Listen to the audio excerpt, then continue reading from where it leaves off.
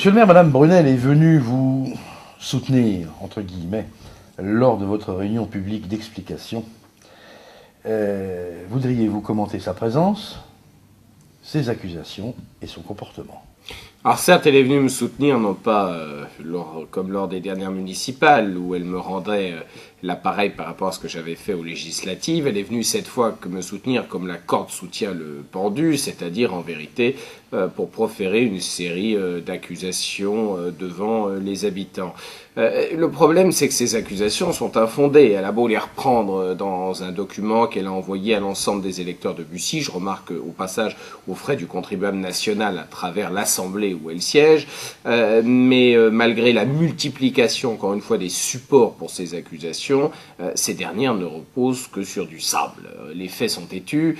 Madame Brunel égrène toute une série de contre-vérités, en passant par des voyages que j'aurais commis et qui auraient ruiné la commune, alors que j'ai dû dépenser 8 000 € aux frais du contribuable sur 2 exercices pour la représenter à l'étranger, et ceci sur un budget cumulé sur les 2 exercices de plus de 100 millions d'euros. Madame Brunel parle également du fait que nous serions plus endettés que les autres villes nouvelles. C'est complètement faux, et sous peu nous allons publier un tableau officiel qui démontrera sans difficulté que nous sommes aujourd'hui moins endettés que les autres collectivités villes nouvelles. Je crois que Madame Brunel est surtout en campagne électorale, elle doit se tromper d'échéance, elle oublie que ce sont les cantonales et non les municipales qui se profilent, et que du reste, les cantonales, la dernière fois qu'elle s'y est présentée en Torigny en 2005, elle a perdu.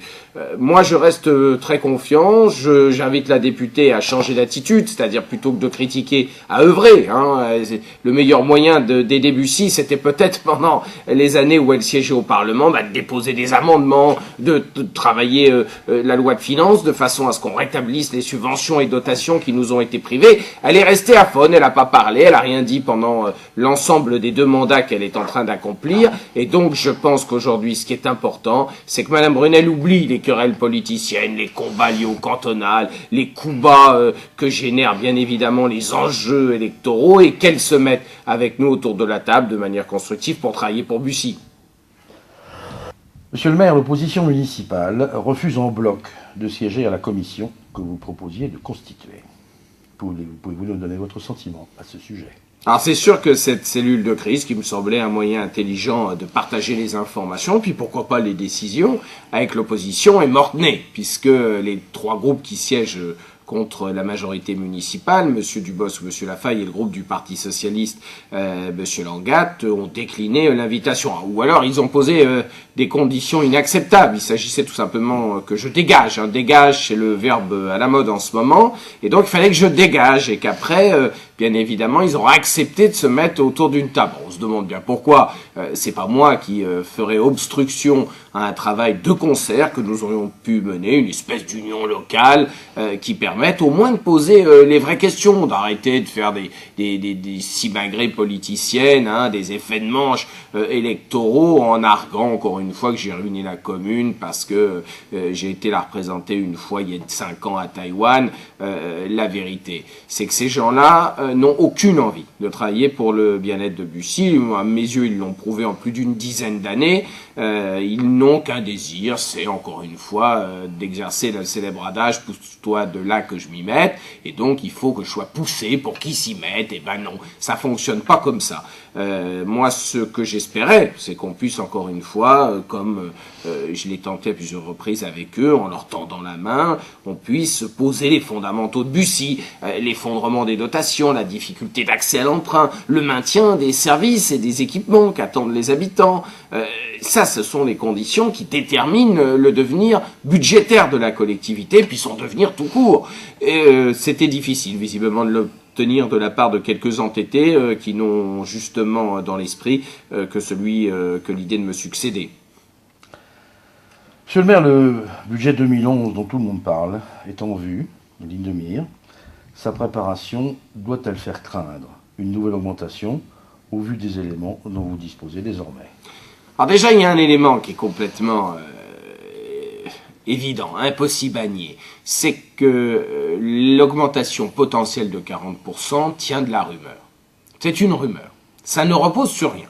Pourquoi ça ne repose sur rien? C'est très simple. C'est mathématique et c'est technique. C'est qu'aujourd'hui, les trois taux sont liés, la taxe foncière, la taxe d'habitation et la taxe du foncier non bâti, et qu'à Bussy, parce qu'on n'a pas beaucoup de foncier non bâti, mes prédécesseurs et moi-même avons poussé au maximum la taxe du foncier non bâti. Ce qui fait qu'on ne peut pas augmenter dans des proportions de 40% aujourd'hui, la taxe d'habitation et la taxe foncière. Mais du reste, qui pourra augmenter de 40% et qui en aura envie?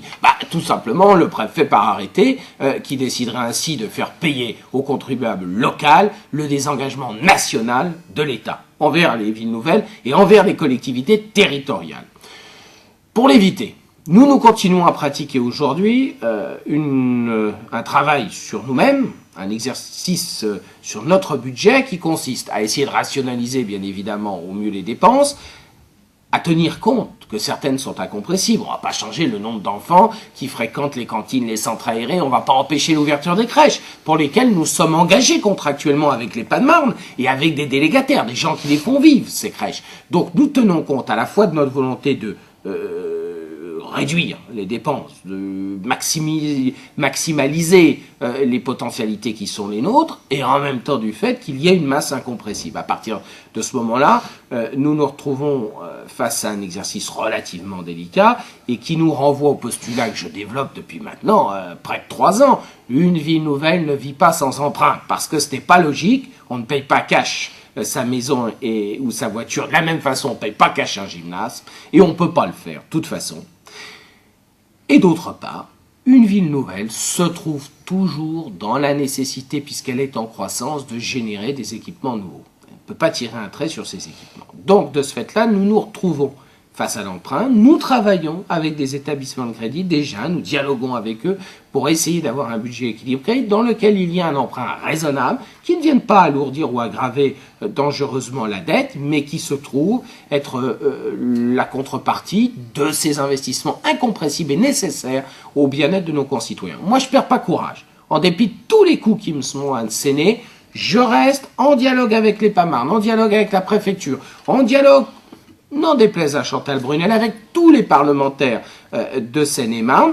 Je reste à la disposition de l'État s'il s'agit, encore une fois, d'organiser une table ronde autour des exercices budgétaires de Bussy-Saint-Georges et des enjeux de développement qui sont les nôtres. Par contre, cette volonté de dialogue n'empêche pas que je reste ferme sur mes positions, je sais ce que je veux pour Bussy, je sais que je dois me battre pour maintenir son caractère résidentiel, je sais que je veux encore et toujours en faire la ville des parcs et jardins, et je sais que je ne peux pas demander plus à mes concitoyens en matière fiscale. Il faut donc résoudre cette équation difficile mais pas impossible, et en tout cas je m'y attelle.